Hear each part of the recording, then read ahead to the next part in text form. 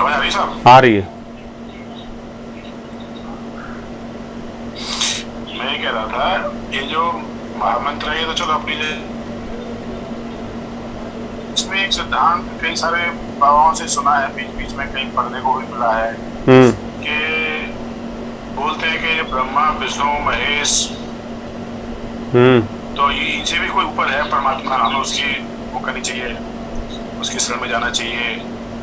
और ये तो जो कृष्ण जी थे या राम जी थे ये तो इसके विष्णु जी के अवतार थे, ये तो अपने में देवताएं हैं, तो देवताओं की पूजा से कुछ नहीं होता, हमें तो अपने जो परम पिता परमात्मा है सचखंड में रहता है उसकी शरण में जाना चाहिए।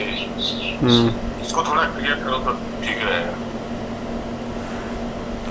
नहीं, ये जो दर्शन आप बता रहे हैं ये निराकार के दर्शन की बात है। निराकार और साकार के जो स्वरूप की बात आती है ना, तो निराकार उपासना के जो साधु संत हैं या फिर उस साधक जो हैं वो थोड़ा सा भाई हमारा ये मानना है कि क्लियरिटी के अभाव में वो थोड़ा सा इस बात को समझ नहीं पा रहे हैं या हम नहीं समझ पा रहे। ये समझ लो कि आपको अब पहले भी बहुत चर्चा हुई कि क्या ईश्वर दो हो सकते हैं, तो हमने ये अच्छा ठीक है, हम इस बात पे एग्री हो चुके हैं कि दो ईश्वर नहीं हो सकते, ईश्वर तो एक ही होगा, ठीक है।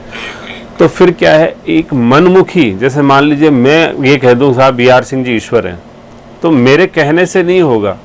कहने का मतलब है कि वहाँ पे फिर आपको श्रुति, युक्ति और अनुभूति, कहने का मतलब है कि आज तक क्या महापुरुषों का मत रहा, क्या उन मतों में जो लेखन दर्शन है, जो शास्त्र है, वो शास्त्र का क्या मत है, फिर क्या है कि मेरा अनुभव क्या है।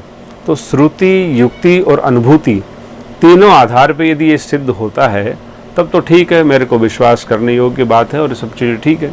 लेकिन ना श्रुति कहती है, ना आपका अनुभव कहता है, और फिर कहना मतलब है कि ना कोई शास्त्र का प्रमाण है। तो फिर वही अपना प्रसंग आ जाता है जो हमने पहले भी कहा था कि एक गांव में क्या हुआ कि एक बार एक कोई मेरे जैसा पाखंडी पहुंचा, और वहां पहुंचने के बाद में क्या कहा कि बोले कैसे आए हो, बोले साहब मैं भगवान से मिलाने आया हूं आप लोगों को।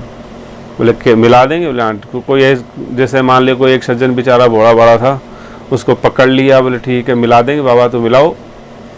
बोले ठीक है, आ जाए मेरी गुफा में, अंदर से गर्दन करना, अभी मिलाता हूँ। और उसकी नाक काट दी बेचारे की।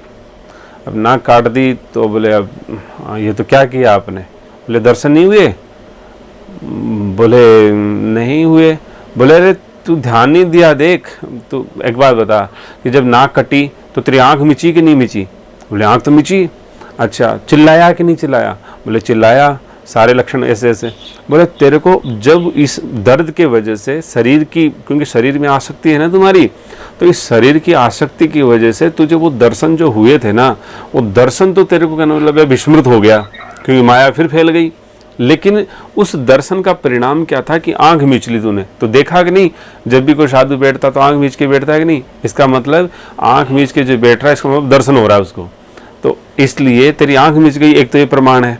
दूसरा ये प्रमाण है कि नाक कट गई। मान लो नाक कैसे कटी भाई, ये उन्होंने अपनी बॉडी पे भी एक साइन छोड़ा है, हैं। तो देखो देवताओं के हाथ में हथियार होता है कि नहीं होता, सभी देवता कोई बिना हथियार के होते हैं, बोले नहीं होते हैं। तो हथियार है तो नाक भी काट दी उन्होंने। तो कहना मतलब है शरीर पे भी चिन्ह छोड़ दिया, और उस अवस्था को भी आंख भी मिच गई, तो इसलिए वो भी एक सिम्टम था कि तेरी आंख मिची थी। फिर तूने चिल्लाया था जोर से, क्योंकि जब भी कोई जैसे मान लीजिए श्रीमद् भगवत गीता में है, वो जो रूप दर्शन होता है तो बहुत खतरनाक होता है, उसको सहन नहीं कर पाता ना आदमी, वो तो दिव्य चक्षुओं से भी नहीं सहन कर पाया।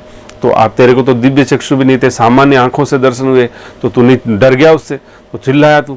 तो कहना मतलब है कि सारे सिम्टम्स थे, इसका प्रमाण है कि तुम्हारे को दर्शन हुए थे, हैं। अब बेचारा वो लगा लाइन पे और सारे गांव को दर्शन करा दिए, सब गांव की नाक कटवा दी, जबकि दर्शन किसी को नहीं हुए।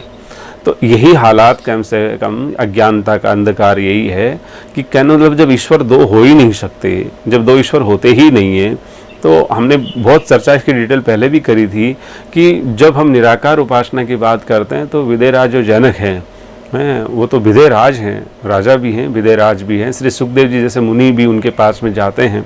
तो कहने का मतलब है कि ऐसा एक अद्भुत महापुरुष जो निराकार उपासना का आचार्य समझा जाता है, वो क्या कह रहा है कि मैं जब श्री राम को देखा हूँ तो मेरा बरबश जो एक चित्त, जो मेरा चित्त उस अखंड आनंद से कहीं हटता ही नहीं कभी एक पल के लिए, वो बरबश इनकी तरफ क्यों आकृष्ट हो गया है। तब उन्होंने सिद्ध किया है कि वही स्वरूप मेरे साक्षात मेरे सामने प्रकट हो गया है। इसी तरह से हमने जो श्री कौशल्या यानी श्री रामावतार में जो प्रकट हुए हैं वो भी प्रसंग लिया कि पहले क्या आया, फिर वो ठाकुर उस मूल स्वरूप में आए। इसी तरह से श्री अर्जुन जी का प्रसंग लिया है कि उनके साथ दिन रात खेलते हैं, कूदते हैं, सब काम करते हैं, लेकिन वही ठाकुर फिर अपना वो निराकार स्वरूप दिखा रहे हैं। तो एक ही ईश्वर है, उनके भिन्न भिन्न नाम हैं, भिन्न भिन्न उनकी एक, जैसे मान लीजिए हमने एक दृष्टांत भी दिया था प्रधानमंत्री का। प्रधानमंत्री राष्ट्र के लिए तो बहुत प्रभावशाली है, लेकिन माँ के पास जाके उनका बेटा ही है, माँ उसके प्रभाव से प्रभावित नहीं होती है, वो तो बेटा है माँ का। तो इसी तरह से, लेकिन और कोई भी, चाहे वो कितना बड़ा IPS अधिकारी हो, IAS अधिकारी हो, मंत्री हो, कोई भी हो, पावरफुल हो, सब डरते हैं उसके प्रभाव से कि आप प्रधानमंत्री हैं। लेकिन माँ के सामने जाके वो प्रधानमंत्री एक बेटा बन जाता है। इसी तरह से मान लीजिए हम चर्चा कर रहे हैं, वास्तव में तो हम जैसे क्या है क्या जो है, लेकिन कोई बना कहता है, कोई भैया कहता है, कोई स्वामी कहता है, कोई महाराज कहता है, तो कोई कुछ कहता है। तो हम तो वास्तव में जो हैं वही तो हैं, नाम अलग अलग हैं। हम के कई दृष्टांत घर में भी होते हैं कि एक ही बेटे के कई नाम होते हैं। तो उन चीज़ों की बात नहीं है। मूल बात यह है कि जब ईश्वर एक ही होता है, एक दूसरा हो नहीं सकता है, तो हमें सिर्फ और सिर्फ उस ईश्वर के जो आपका जो भी आप मानते हैं, श्री राम मानते हैं, श्री कृष्ण मानते हैं, या जो भी मानते हैं, यानी कि उनका लेकर के और उनको आश्रय लेकर के एक श्री राम नाम महाराज का आश्रय लेना चाहिए। तो उसमें कोई दिक्कत नहीं है। फिर हम कई चर्चा और भी कर रहे थे, वो डिटेल चर्चा की थी कि जब निराकार आप बात करते हो तो निराकार को आप संबोधित किस सबसे करोगे। यदि उसको एक प्रकाश बोलोगे तो प्रकाश का भी चित्रण होता है, प्रकाश का भी अपने आप में एक स्वरूप बन गया। यदि आप उसको निराकार शब्द से संबोधित करोगे तो शब्द अपने आप में एक कहना मतलब है साकार हो गया। तो उस निराकार की उपासना आप करते हो तो उस कुछ तो कहोगे, बोले नहीं साहब दिव्य प्रकाश है, दिव्य ज्योति है और कुछ नहीं है, तो वो दिव्य प्रकाश और दिव्य ज्योति है, उसका भी तो एक अपना साकार रूप हो गया, कुछ तो हो गया। कोई कहेगा जल ही जल है, तो जल का तो रूप हो गया। कोई कहेगा वायु वायु है, वायु का भी एक रूप हो गया। तो कहने का मतलब है कि जब साकार है तो उसको मानने में, स्वीकार करने में दिक्कत नहीं होनी चाहिए। लेकिन एक संस्कार होते हैं अनादिकालीन समय से कि कोई किसी व्यक्ति विशेष के प्रभाव से प्रभावित होता है और कोई उससे प्रभाव से नहीं, वो तो प्रेम करता है बस।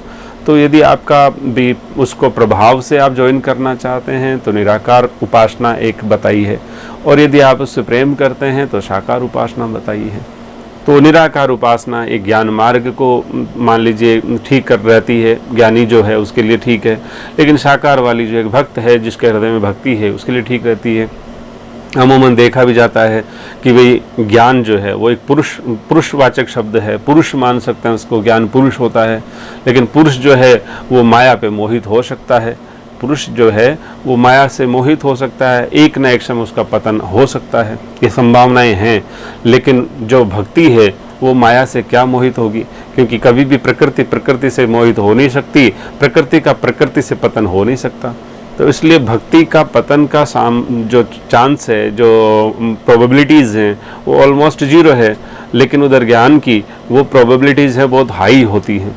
तो इसलिए देखा भी जाता है जीवन में कि कई ज्ञानी जो हैं वो अपने ज्ञान, जो वक्त आता है तो ज्ञान धरा रह जाता है और वो बस कुछ नहीं रहता। तो इसलिए कोई बात नहीं है, रास्ते तो हैं बताए हुए हैं, संस्कार। अब बताया कि भाई बेसिक क्वालिफिकेशंस क्या हैं, श्रीमद् भगवद गीता में स्पष्ट बताया है कि ज्ञानवान के लिए क्या बेसिक क्वालिफिकेशंस हैं। तो वो सारी चीज़ें डिटेल हुई हैं, अपनी कोई दिक्कत नहीं है। अब कौन क्या महापुरुष, हाँ कोई महापुरुष क्या कहता है, कोई क्या कहता है, उससे कोई बात नहीं है। वो अपने अनुभव से कह रहे होंगे, गुरु परंपरा से कह रहे होंगे। यदि आपको वो रुचिकर लगता है तो उस मार्ग को ठीक ठीक से आप फॉलो करने लग जाओ। यदि वो रुचिकर नहीं लगता है तो जो मार्ग भाई भक्ति का है उसको आप ठीक ठीक से फॉलो करने लग जाओ। फ़र्क कोई नहीं है, दोनों का एलिजिबिलिटी सिस्टम भी एक ही है, दोनों का प्रोसेस भी बराबर ही है। तो वो तो एक कोई बात नहीं है। बाकी सब अपनी विद्वता की बातें हैं, उससे कोई लेना देना नहीं है। भाई जिस भी ईश्वर को मानते हो, निराकार मान लो, साकार मान लो, लेकिन मानो तो सही और मान के भजने लग जाओ। यदि निराकार उपासना को मानते हो, साकार भी मानो, भजते जाओ, चलते जाओ। नहीं, आप जो मान रहे हो, ईश्वर तो एक ही हो सकता है। भाई आपका संबंध या जो लक्ष्य एक ही होगा और लक्ष्य के साथ में संबंध बनाएंगे तो भक्ति का सिद्धांत जारी हो जाएगा। या मान लीजिए निराकार का मनाते हैं तो फिर आप क्या होगा कि चलो वो एक ब्रह्म है, मैं भाई उसी का अंश हूँ, तो फिर वो बात हो जाएगी। संबंध दोनों में ही बनाना पड़ेगा। ब्रह्म का भाई अंश से भी संबंध, यानी कि भाई ब्रह्म है तो उसका अंश से, आत्मा का परमात्मा से संबंध बनाना पड़ेगा।